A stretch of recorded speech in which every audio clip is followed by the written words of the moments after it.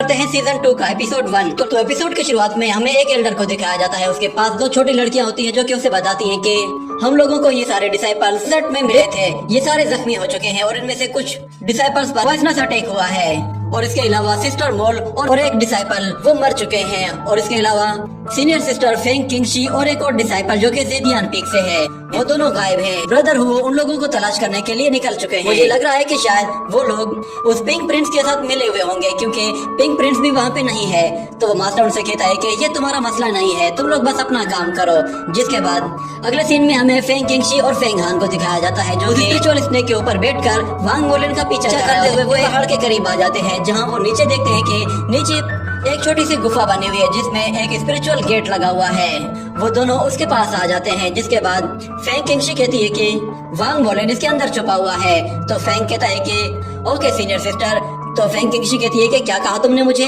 तो फेंगान कहता है कि क्योंकि मैं अब आपका गुलाम नहीं रहा तो मैं अब आपको सीनियर सिस्टर कह सकता हूँ। तो फेंग किंगशी कहती है कि हाँ ये भी ठीक है। फेंग किंगशी अपने स्पिरिचुअल स्नेक्स को वापस बुला लेती है, जिसके बाद वो उस स्पिरिचुअल गेट को तोड़ देती है और दोनों ही उस गुफा के अंदर चले जाते हैं, जहाँ वो देखते हैं कि अंदर काफी अंधेरा है।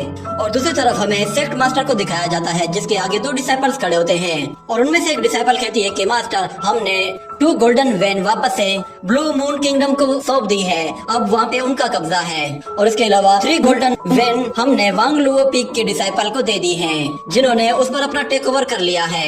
ये सुनकर मास्टर कहता है कि तुम लोगों ने सच में काफी अच्छा काम किया है। और फिर वो उनसे कहता है कि मुझे हाफ एल्डर ने बताया था कि तुम्हारा ब्रदर वो डेजर्ट में गया था और उसी ने तुम्हारी टीम को बचाया है, मगर वो सारे डिसाइपल्स काफी बुरे तरीके से इंजर्ड हुए हैं। तो वहाँ मौजूद एक डिसाइपल कहता है कि मास्टर फेंग किंगशी गायब है और उसके अलावा जेडियन पीक का एक डिसाइपल भी गायब हो चुका है। तो मास्टर कहता है कि इसका क्या रीजन है? तो डिसाइपल कहती है कि मास्टर वहाँ पे एक बहुत बड़ी लड़ाई हुई थी जिसकी वजह से कुछ भी क्लियर नहीं हो रहा कि आखिर वहाँ पे हुआ क्या है। मगर फिर वहाँ पे एक और सीनियर डिसाइपल कहता है कि मास्टर मैंने फेंग किंगशी को ब्लू मून सिटी की तरफ जाते हुए देखा था, उसके साथ एक डिसाइपल भी था। जिसके बाद हम दोबारा से फेंग हान को देखते हैं जो कि उस गुफा के अंदर रोशनी के लिए अपनी लाइटनिंग शॉट का इस्तेमाल करता है। तो वहाँ पे रोशनी करने की वजह से वहाँ मौजूद परिंदे तेजी से उसकी तरफ आगे बढ़ने लगते हैं। तो फेंग हान उन पर अपनी शॉट से अटैक करके उन्हें खत्म कर देता है और वो लोग उस गुफा से आगे बढ़ते हैं तो उन्हें वहाँ पे एक गोल्डन वैन नजर आती है, जिस पर फेंग हान कहता है कि ये तो वही गोल्डन वैन है जिसके बारे में हमें हाफ एल्डर ने पहले ही बता दिया था। मगर फेंग किंगशी कहती है कि हाँ ये वही गोल्डन वैन है, मगर अब ये हमारे किसी काम की नहीं रही क्योंकि अब इसके अंदर जरा भी एनर्जी नहीं है, इसकी सारी एनर्जी को इस्तेमाल कर लिया गया है। जिसके बाद फेंग हान के अंदर से ड्रैगन की आवाज आती है और वो कहता है कि फेंग किंगशी सही कह रही है, अब ये गोल्डन वैन हमारे किसी काम की भी नहीं, पूरी तरह से यूज हो चुकी है। और फिर अगले सीन में हमें एक और सेट को दिखाया जाता है जहाँ पे एक ओल्ड मास्टर एक ओल्ड मैन से कहता है कि आखिर वो पिंक प्रिंस वहाँ पे कर क्या रहा है। तो वो मास्टर कहता है कि मुझे लगता है कि शायद पिंक प्रिंस वहाँ से जा चुका है, अब मुझे ये सारी रिपोर्ट ऊपर मास्टर को पहुँचा देनी चाहिए। मगर वो ओल्ड मैन कहता है कि तुम्हें अपनी फिक्र पड़ी हुई है, एक तरफ डीमन और ह्यूमंस की वार बहुत ही जल्द शुरू होने वाली है, हमें वो जंग वहाँ पे छेड़नी ही नहीं चाहिए थी कि वहाँ पे करीब ही हमारा एक अल्टर है, हो सकता है कि उसके बारे में किसी को पता चल जाए। तो वो ओल्ड मास्टर उस ओल्ड मैन से कहता है कि ऐसी बात है तो फिर तुमने इतने सारे लोगों से लड़ने के लिए क्यों भेजा है। और दूसरी तरफ हम देखते हैं कि फेंग किंगशी अपनी लाइटनिंग एनर्जी के जरिए वहाँ पे रोशनी करती है और वो रोशनी के जरिए आगे बढ़ते हैं, जिसके बाद उन लोगों को वहाँ पे 7 पिलर्स नजर आते हैं। तो फेंग किंगशी अपनी लाइट को 7 पिलर के पास ले जाती है, जिसके बाद वो लोग देखते हैं कि उन 7 पिलर ग्राउंड में कोई भी नहीं होता। जिसके बाद वो उस रोशनी को और ऊपर ले जाती है तो वहाँ पे उन्हें बहुत सारे डीमंस नजर आते हैं जो कि एक पिलर के साथ चिमटे हुए होते हैं। उन्हें देखकर फेंग हान कहता है कि ये जगह तो डीमंस की अंडरग्राउंड जगह है। और फिर अचानक से उन्हें वांग मोलेन की आवाज सुनाई देती है। वो उनसे कहता है कि तुम लोग यहाँ भी आ गए, तुम्हें क्या लगता है कि तुम लोग यहाँ पे मेरा कुछ बिगाड़ पाओगे? तुम्हें नहीं मालूम कि ये जगह हेवनली डीमन गॉड अल्टर है। पिछली मर्तबा तुमने मुझे हरा दिया था, मगर अब तुम मुझे नहीं हरा पाओगे क्योंकि इस मर्तबा मैं पूरी तैयारी के साथ आऊंगा। जिसके बाद हमें वांग मोलेन को दिखाया जाता है जो कि पहले से काफी चेंज हो चुका था। जिसके बाद हम देखते हैं Wang Molen magic spirit blood changing technique को यूज करता है और वो डीमन गॉड से कहता है कि प्लीज मुझे अपनी पावर दीजिए। और उसके नीचे से जमीन बिल्कुल लाल हो जाती है और उसके चारों तरफ एक बहुत ही पावरफुल और आ जाता है। और इतने में हमें वहाँ पे जिन शेटाई को दिखाया जाता है जो कि छुप कर ये सब कुछ देख रहा होता है। और फिर मोलिन फेंग किंगशी से कहता है कि पिछली बैटल में तुमने मुझे हरा दिया था क्योंकि मैं तैयारी करके नहीं आया था, मगर इस मर्तबा तुम मेरे सबसे फेवरेट जोन के अंदर हो, इसलिए यहाँ तुम्हें कोई एडवांटेज नहीं मिलेगा। और देखते ही देखते अचानक से उन पिलर्स में रोशनी जलने लगती है और मोलिन कहता है कि क्या तुम लोग मेरे डीमन गॉड से मिलना नहीं चाहोगे? तो फिर ठीक है, जैसे तुम्हारी मर्जी। फेंगान उससे लड़ने के लिए आगे बढ़ता है, मगर फेंग किंगशी उसे रोक कर कहती है कि वो तुम्हारा अपोनेंट नहीं है, वो मेरा अपोनेंट है। तुम जाकर बाकी डीमंस को संभालो ताकि वो मुझे डिस्टर्ब ना करे। मैं इसे जाकर देखती हूँ। ये कहने के साथ फेंग किंगशी उसकी तरफ आगे बढ़ती है और जाते साथ ही डबल स्नेक एक बैरियर बना लेती है और दूसरी तरफ वांग मोलिन उस पर अपने डिमोनिक स्कल से अटैक करता है, जो कि किंगशी के पास पहुँचते ही उसे अपने मुंह में डाल लेता है। ये देखकर वांग मोलिन बहुत ज्यादा खुश होने लगता है कि शायद इस मर्तबा वो जीत जाएगा, मगर अचानक उस स्कल से बहुत तेज रोशनी निकलने लगती है और देखते ही देखते वो स्कल पूरी तरह से डिस्ट्रॉय हो जाता है, जिस पर वांग मोलिन के भी होश उड़ जाते हैं और हमें फेंग हान को दिखाया जाता है, जो कि उन डीमन से लड़ने के लिए उनकी तरफ चला जाता है और अपनी लाइटनिंग सोर्ड की मदद से उन्हें एक एक करके मारना शुरू कर देता है। मगर वो बहुत सारे डीमंस होते हैं, इसलिए फेंग हान को उन्हें मारने में ज्यादा टाइम लगता है। वो सारे डीमंस एक के बाद एक हमला किए जा रहे होते हैं, मगर फेंग हान अपनी लाइटनिंग सोर्ड की मदद से उन पर एक एक करके वार करता है, जिसके बाद वो देखता है कि वो जिस भी डीमन पर अटैक करता है उसकी बॉडी पैरालाइज हो जाती है।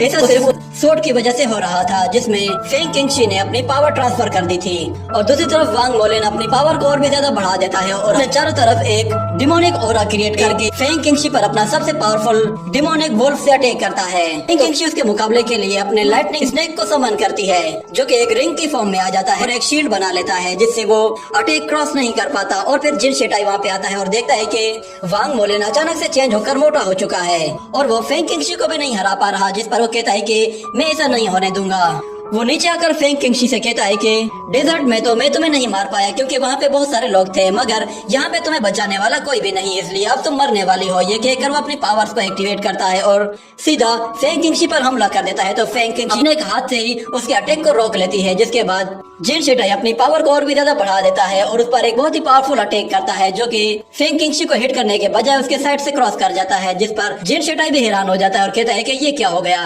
वो वहाँ से डर के मारे भागने लगता है, जिसके बाद फेंग किंगशी पर एक लाइटनिंग एनर्जी अटैक करके उसे वहीं पे ही बेहोश कर देती है, जिसके बाद वो दोबारा से वांग मोलिन पर फोकस करती है। और फिर हम देखते हैं कि फेंग किंगशी ने के साथ उसके डीमन वुल्फ को जकड़ लिया था और फिर देखते ही देखते अचानक एक जोरदार धमाका होता है, जिससे वांग मोलिन दूर जा गिरता है और उसका डीमन वुल्फ वो भी पूरी तरह से डिस्ट्रॉय हो जाता है।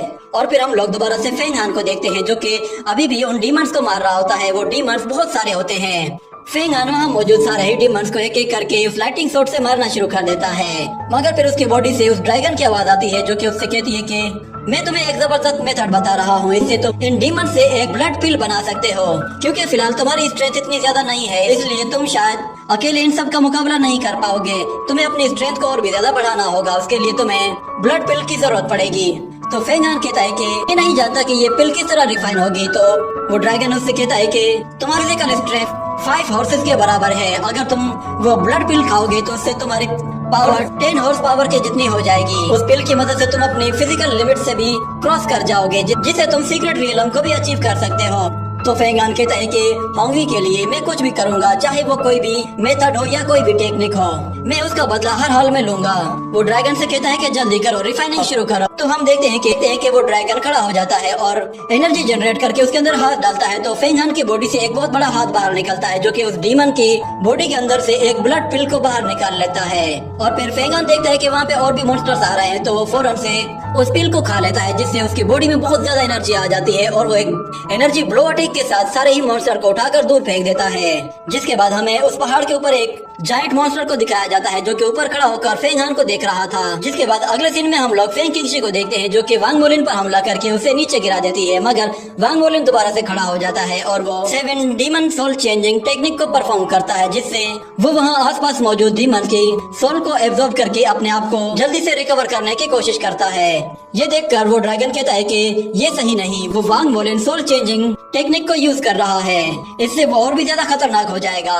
वो सारी की सारी एनर्जी वापस से वांग मोलिन के पास चली जाती है, जिसके बाद अचानक से फेंग हान के सामने वो जायंट मॉन्स्टर आ जाता है, जिसे देखकर फेंग हान हैरान हो जाता है। और फिर वो मॉन्स्टर कहता है कि तुम्हारा नाम क्या है? तो फेंग हान उससे कहता है कि तुम्हारा इससे कोई लेना देना नहीं, तुम साइड में हट जाओ। तो वो डीमन कहता है कि डीमन गॉड जल्दी यहाँ पे आने वाला है, मुझे लगता है कि शायद तुम्हारे अंदर कुछ क्वालिफिकेशंस हैं और तुम्हारा ब्लड भी काफी अच्छा है, मगर बदकिस्मती से जब डीमन गॉड यहाँ पे आएगा तो तुम मारे जाओगे। मैं तुम्हें बचा सकता हूँ अगर तुम अपनी ये स्वॉर्ड नीचे रख दो, और मेरी बात अच्छे से सुनो, मैं तुम्हें मरने से बचा सकता हूँ। ये सुनकर ड्रैगन थोड़ा सा परेशान होता है और कहता है कि ये बहुत ही खतरनाक मॉन्स्टर है, मगर ये इतना अच्छे से बिहेव क्यों कर रहा है। और फेंगान दिल ही दिल में कहता है कि ऐसा लग रहा है कि जैसे ये शख्स मुझे जानबूझकर जिंदा पकड़ना चाहता है। शायद ये बाद में फेंकिंगशी के लिए प्रॉब्लम्स क्रिएट करेगा। वो उससे कहता है कि मैं तुम्हारी बात नहीं मानने वाला। तो वो मॉन्स्टर कहता है कि ठीक है, फिर मरने की तैयारी करो। ये कहकर वो फेंगान पर हमला करके उसे उठाकर दूर फेंक देता है। जिसके बाद फेंगान देखता है कि वो अभी भी उसकी तरफ आ रहा है, तो वो उस पर दोबारा से हमला करता है, जिससे फेंगान फिर से वहाँ से दूर जा गिरता है। फेंगान फिजिकली उससे बहुत ज्यादा वीक था और उस मॉन्स्टर की स्पीड भी बहुत ही ज्यादा थी, जिसकी वजह से वो उसे बीट नहीं कर पा रहा था। जिसके बाद फेंगान के हाथ में हम लोग एक रेड पिल को देखते हैं, तो फेंगान फौरन से उस पिल को खा लेता है। मगर वो मॉन्स्टर उस पर जैसे ही दोबारा हमला करता है तो फेंगान उसके अटैक को भी नहीं रोक पाता और फिर से वो मॉन्स्टर उसे उठा वहाँ से दूर फेंक देता है। और फिर फेंगान कहता है कि मैं इसके अटैक्स को बार बार ब्लॉक नहीं कर पाऊंगा।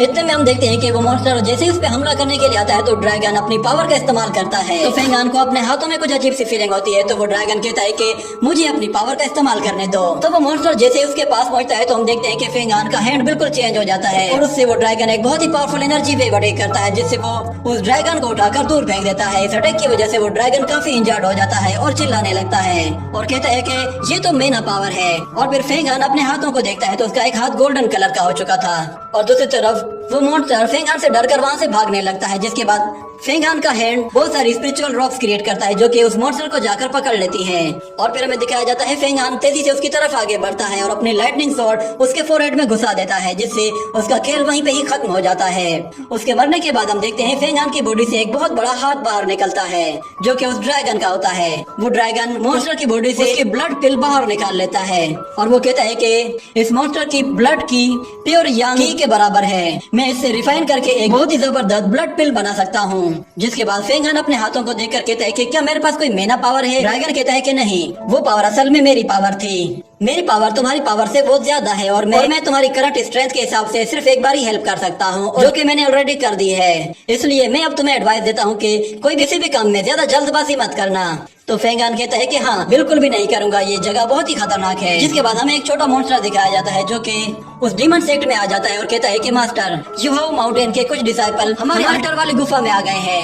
ये सुनकर वो मास्टर कहता है कि क्या वो कोई ऐसी जगह नहीं है कि जहाँ पे कोई जंग छेड़ी जाए। तो दूसरा मास्टर कहता है कि मुझे लगता है कि शायद वो लोग फ्यूचर में हम लोगों पर अटैक करने का सोच रहे हैं। मगर फिर ओल्ड मास्टर कहता है कि वो जगह उन्हें इतनी आसानी से आखिर मिली कैसे।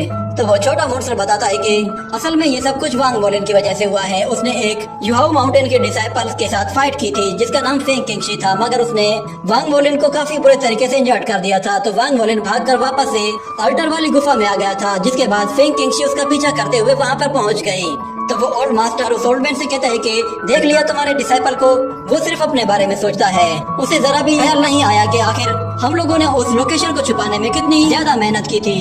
जिसके बाद वो छोटे मॉन्स्टर से कहते हैं कि बाकी सभी डीमन मॉन्स्टर से कह दो कि वो जगह छोड़कर वहाँ से चले जाएं। जिसके बाद हमें दोबारा से फेंग हान को दिखाया जाता है जो कि फेंकिंगशी और वांग वोलिन की फाइट देख रहा होता है। फेंकिंगशी ने उस पर अपना पावरफुल लाइटनिंग अटैक किया हुआ होता है, जिसे रोकने के लिए वांग वोलिन अपने फ्यूम का इस्तेमाल करता है। मगर फेंकिंगशी अपने अटैक को वहाँ पे बनाए रखती है, जिसकी वजह से वांग वोलिन को काफी दिक्कत आने लगती है। और वो फेंकिंगशी से कहता है कि तुमने अभी अभी ब्रेक थ्रू किया है, इसीलिए तुम काफी फ्रेश लग रही हो। ये सुनकर फेंकिंगशी को गुस्सा आ जाता है और वो अपने अटैक को बहुत ही ज्यादा बढ़ा देती है, जिससे वो फ्यूम को तोड़कर वांग वोलिन को उठाकर दूर फेंक देती है। जिसके बाद वो वांग वोलिन की उस 7 गार्ड बोतल को भी उससे निकालकर अपने पास ले आती है, जिसके बाद उसका साइज भी छोटा कर देती है। और फिर वांग वोलिन से कहती है कि चलो मुझे दिखाओ कि अब तुम क्या कर सकते हो। जिसके बाद मोलिन उसे गुस्से में कहता है कि फेंकिंगशी देखो ये तुमने क्या कर दिया, अब तुम इसके लिए बहुत पछताओगी। ये कहकर वो गुस्से में एक ब्लड सैक्रिफिकेशन करना शुरू कर देता है। ये देखकर फेंग हान और फेंकिंगशी दोनों हैरान रह जाते हैं। जिसके बाद मोलिन की बॉडी हवा में ऊपर आ जाती है और इसी के साथ ये सीन यहीं कट होता है। अगले सीन में हमें दिखाया जाता है मास्टर को, जो कि अपने डिसाइपल से फेंकिंगशी के बारे में पूछते हैं कि वो कहाँ है। तो वहाँ मौजूद एक डिसाइपल कहता है कि मास्टर आपने फेंकिंगशी को प्रमोट करके अवतार रियलम में पहुँचा दिया है, इसीलिए वो बस अपनी पावर्स लोगों को दिखाने के लिए गई होगी। मेरे ख्याल से आपको उसे प्रमोट करने से पहले एक मर्तबा सोच लेना चाहिए था। जिसके बाद वहाँ मौजूद एक दूसरी डिसाइपल कहती है मास्टर रुवो फेंग और जूनियर सिस्टर वो अभी तक वापस नहीं आए। मुझे लगता है कि शायद वो दोनों अभी भी उसी डेजर्ट में मौजूद हैं। पर आप बिल्कुल बेफिक्र हो जाएं, ब्रदर हुआन अब आ चुके हैं। उम्मीद है कि वो हमारे लिए कोई बैड न्यूज नहीं लाए होंगे। जिसके बाद मास्टर कहता है कि मैं फेंग किंगशी के लिए ज्यादा फिक्रमंद नहीं हूँ। मैं जानता हूँ वो ठीक होगी, मगर मुझे फिक्र है जिन शिटाई की। वो जरूर कोई ना कोई गलत हरकत कर रहा होगा। जिसके बाद हमें फेंग बायू को दिखाया जाता है जो कि मास्टर की बातें सुन रहा होता है। मास्टर उनसे कहता है कि तुम लोग जाओ और जाकर अपना टास्क कंप्लीट करो। जिसके बाद फेंग बायू को एक आवाज सुनाई देती है जो कि उससे कहती है कि बहुत जल्द डीमन वार शुरू होने वाली है और तुम्हें इस वक्त युहाओ माउंटेन में होना चाहिए था। तो फेंग बायू कहता है कि मुझे अभी भी यहाँ पे कुछ थोड़ा सा काम करना है, क्योंकि मैं एक हेड टीचर हूँ, इसीलिए मेरे पास बहुत सारे काम हैं। मैं तुम्हारी तरह नहीं हमेशा एक बॉक्स में बंद रहते हो। तो उस बॉक्स से आवाज आती है और वो कहती है कि ऐसा करो कि हम दोनों अपनी पोजीशंस चेंज कर लेते हैं। तुम मेरी जगह आ जाओ और तुम मेरी जगह एक एल्डर बन जाओ, ताकि तुम्हें भी पता चले कि हमारी क्या रिस्पॉन्सिबिलिटीज होती है। जिसके बाद ये सीन यही कट होता है। अगले सीन में हम लोग फेंग आन को देखते हैं जो कि गुस्से में होता है और कहता है कि तुमने होंगवी को मार दिया, अब मैं तुम्हें नहीं छोड़ूंगा। ये कहकर वो मोलिन पर अटैक करता है और उसकी ब्लड सेक्रिफिकेशन को रोक देता है। जिसके बाद मोलिन उसके अटैक को रोक कर कहता है कि आखिर तुम्हारा मसला क्या है? ना मेरी तुम्हारे साथ कोई दुश्मनी है, ना मैंने तुम्हारा कुछ बिगाड़ा है, तो मेरे पीछे क्यों पड़े हुए हो? तो फेंग आन उसे गुस्से में कहता है कि तुमने होंगवी को मार दिया। ये कहकर वो उसे जोर से पुश करके पीछे धकेल देता है। जिसके बाद वो अपनी लाइटनिंग शॉट लेकर सीधा उसकी तरफ आगे बढ़ता है। तो मोलिन कहता है कि तुम अब मरोगे। जिसके बाद फेंग आन उसके बिल्कुल करीब आ जाता है और अपने लाइटनिंग शॉट से उसकी आंखों पर अटैक करके उसकी आंखें पूरी तरह से डिस्ट्रॉय कर देता है। जिससे मोलिन दर्द से चिल्लाने लगता है और यहाँ वहाँ डगमगाने लगता है और कहता है कि ये तुमने क्या कर दिया। वो जोर जोर से चिल्लाने लगता है। जिसके बाद फेंग आन अपनी सोड निकालकर उसके करीब आ जाता है। मौका मिलते ही वो अपनी सोड लेकर उसके बिल्कुल ऊपर पहुंचकर उसका सिर धड़ से अलग कर देता है। ये देखकर फेंग किंगशी फौरन से नीचे आ जाती है और हम देखते हैं कि फेंग आन उस सिर के पास जाता है। जिसके बाद वो उस सिर को भी मारने की कोशिश करता है, मगर फेंग किंगशी उससे कहती है कि फेंग आन बस बहुत हो गया। तो फेंग आन फौरन से रुक जाता है और फिर वहीं पे ही बैठकर होंगी को याद करता है और उसकी सोड को देखकर कहता है कि होंगी मैंने तुम्हारा बदला ले लिया है। जिसके बाद फेंग किंगशी फेंग आन को आवाज देती है, मगर वो नहीं सुनता। जिस पर फेंग किंगशी उसे दोबारा से आवाज देती है। तो इसके बाद वो सीनियर सिस्टर से कहता है कि क्या हुआ? तो फेंग किंगशी उसे बताती है कि तुमने जाने अनजाने में वांग मोलिन को मार दिया है, जिसका मतलब है कि अब बहुत बड़ा मसला हो सकता है। मगर फिर अचानक वांग मोलिन के सिर से आवाज आने लगती है, जिस पर वो लोग हैरान हो जाते हैं। वांग मोलिन वहाँ पे डीमन गॉड को समन करता है, जिससे वहाँ मौजूद पिलर से बहुत ज्यादा रोशनी निकलने लगती है और वो सारी रोशनी एक पॉइंट पर आकर इकट्ठी होने लगती है। ये देखकर फेंग किंगशी और फेंग आन दोनों वहाँ से पीछे हट जाते हैं। जिसके बाद हमें दिखाया जाता है कि वहाँ पे एक बहुत बड़ा डीमन आ जाता है, जिसके पेट में भी एक मुंह होता है। वो डीमन गॉड आते साथ ही बहुत ही जोर से चिल्लाता है। उसके चिल्लाने की आवाज इतनी ज्यादा पावरफुल होती है कि फेंग आन और फेंग किंगशी दोनों ही उसकी आवाज को बर्दाश्त नहीं कर पा रहे थे। फेंग किंगशी अपने सामने एक बैरियर बना लेती है। जिसके बाद फेंग आन को काफी दर्द हो रहा था और वो दर्द से चिल्लाने लगता है। जिसके बाद हम जिन शिटाई को देखते हैं वो भी वहीं पे छुपा हुआ होता है, उसे भी काफी ज्यादा दर्द हो रहा होता है। जिसके बाद फेंग आन कहता है कि इस डीमन गॉड बॉडी तो एक माउंटेन की तरह है, इसकी धाड़ में बहुत ज्यादा प्रेशर है। फेंग आन फौरन से ड्रैगन स्पिरिट को आवाज देता है, तो वो ड्रैगन फौरन से खड़ा हो जाता है और फेंग आन से कहता है कि इस धाड़ को रोकने के लिए मैं तुम्हारी मदद करता हूँ। ये कहकर वो वहीं बैठ जाता है। जिसके बाद उन दोनों की बॉडी जैसे ही कनेक्ट होती है तो फेंग आन को अब पहले से कुछ बेहतर फील होने लगता है और वो अपने माइंड को शांत करने के लिए अपनी स्पिरिचुअल एनर्जी का इस्तेमाल करता है, जिससे वो उस लाउडली साउंड को अब बहुत ही आसानी से बर्दाश्त कर पा रहा था।